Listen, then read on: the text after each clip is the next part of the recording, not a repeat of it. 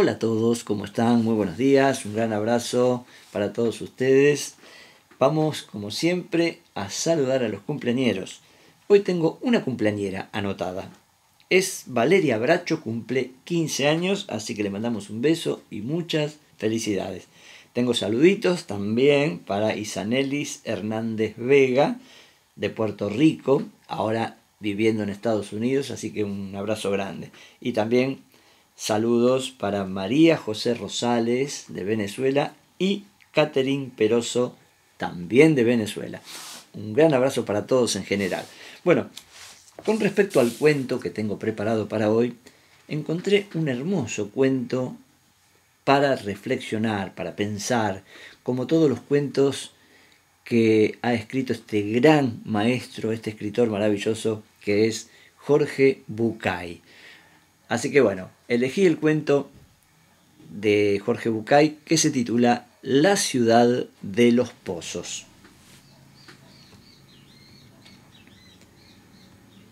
Había una vez una ciudad en la que no habitaban personas, como sucedía en el resto de ciudades de ese planeta.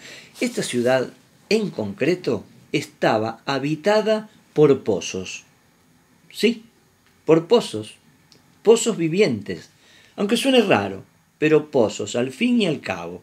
Además del lugar en el que estaban excavados, los pozos se diferenciaban unos de otros por su brocal, la abertura que los conectaba con el exterior. Por lo tanto, en la ciudad se podían admirar brocales de mármol y metales preciosos, cuyos dueños eran pozos pudientes y con gusto por la ostentación. Pozos humildes de ladrillo y madera, y otros más pobres que sólo eran agujeros que se abrían en la tierra. Los pozos habitantes de esta ciudad se comunicaban de brocal a brocal, y las noticias se extendían rápidamente de una punta a la otra. Un día, la noticia fue la llegada a la ciudad de los pozos de una nueva moda. A buen seguro que esta moda tenía su origen en cualquiera de los pueblos humanos de los alrededores. Esta nueva tendencia decía que cualquier ser vivo que se precie debería cuidar con mucho más mimo su interior que su exterior, o dicho de otra forma, que importa más el contenido que lo superficial. Siguiendo esta nueva moda, los pozos de la ciudad empezaron a llenarse de cosas. Algunos se llenaban de monedas de oro y piedras preciosas, los más prácticos se llenaron de electrodomésticos y aparatos mecánicos, otros preferían el arte y se llenaban de pinturas y esculturas sofisticadas. Los músicos se llenaron de pianos de cola, violines y guitarras, y los intelectuales se terminaron llenando con libros, publicaciones especializadas y manifiestos ideológicos. Con el paso del tiempo, la mayoría de los pozos se habían llenado hasta tal punto que ya no les cabía absolutamente nada más. Como pasa con los humanos, los pozos no eran todos iguales, por lo que si bien algunos se conformaron, otros muchos empezaron a pensar que debían hacer algo para poder seguir metiendo cosas en su interior. El más ocurrente pensó que en lugar de apretar su contenido, podía aumentar su capacidad ensanchándose. Y así, en poco tiempo, comenzaron a imitarlo, y todos los pozos gastaban la mayor parte de su energía en ensancharse, para poder hacer más espacio en su interior. Había un pozo pequeño, discreto y alejado del centro de la ciudad que observaba a sus compañeros ensanchándose sin medida, y pensó que si continuaban así, en breve se confundirían sus bordes y cada uno de ellos perdería su identidad.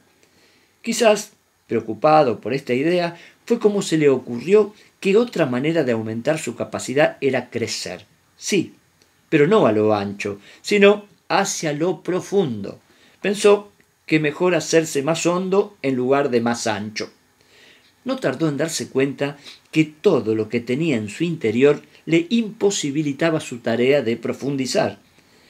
Si quería continuar con su idea de ser más profundo, debía tomar la decisión de vaciarse de todo su contenido.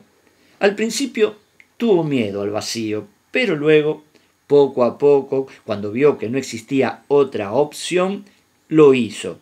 Y totalmente vacío de sus posesiones, el pequeño pozo empezó a volverse profundo, mientras los demás pozos se adueñaban de los objetos de los que él se había deshecho. Un día, sin esperarlo, como sucede con estas cosas, se llevó una gran sorpresa. Adentro, muy adentro y muy en el fondo, encontró agua. Nunca antes otro pozo había encontrado agua. Necesitó unos días para superar la sorpresa y cuando lo hizo empezó a jugar con el agua del fondo, humedeciendo las paredes, salpicando los bordes y por último sacando agua hacia afuera. La ciudad de los pozos nunca había sido regada más que por la lluvia, que era bastante escasa, así que la tierra de alrededor del pozo se revitalizó con el agua recibida y empezó a despertar.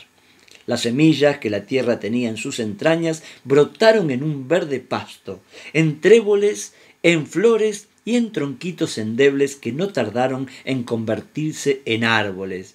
Y así la vida explotó en 1000 colores, adornando el alejado pozo al que empezaron a llamar el vergel. Los demás pozos le preguntaban cómo había conseguido el milagro.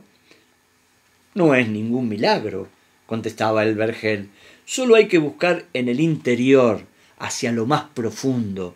Muchos quisieron seguir su ejemplo, pero fueron perdiendo la idea cuando se dieron cuenta de que para ir hacia lo más profundo, primero debían vaciarse, y siguieron haciéndose cada vez más anchos para llenarse de más y más cosas, hasta que, en la otra punta de la ciudad, otro pozo tomó la decisión de aceptar el riesgo del vacío y empezó a profundizar. Y también llegó al agua, y también salpicó hacia afuera creando un segundo oasis verde. ¿Qué harás cuando se termine el agua?, le preguntaban. No sé lo que pasará, contestaba, pero por ahora, cuanto más agua saco, más agua hay. Todavía pasaron algunos meses antes de que llegara el gran descubrimiento. Un día, sin esperarlo, como sucede en estas cosas, los dos pozos se dieron cuenta de que el agua que habían encontrado en el fondo de sí mismo era la misma, que el mismo río subterráneo que pasaba por lo más profundo de uno también inundaba la profundidad del otro. Y así se dieron cuenta de que se abría ante ellos una nueva vida. Ahora no sólo podían comunicarse de brocal a brocal, superficialmente, como lo hacían con los demás pozos. Su búsqueda les había llevado a descubrir un nuevo y secreto punto de contacto. La comunicación profunda, que sólo la consiguen aquellos que tienen el coraje de vaciarse de todos sus contenidos y buscar en lo más profundo de su ser lo que tienen para dar. Aquí termina este hermosísimo cuento para que lo volvamos a escuchar varias veces porque es una gran enseñanza de este gran maestro Jorge Bucay. Así que bueno, les mando un beso grande y mañana vamos a terminar la semana, viernes, con un nuevo cuento. Abrazo grandote para todos.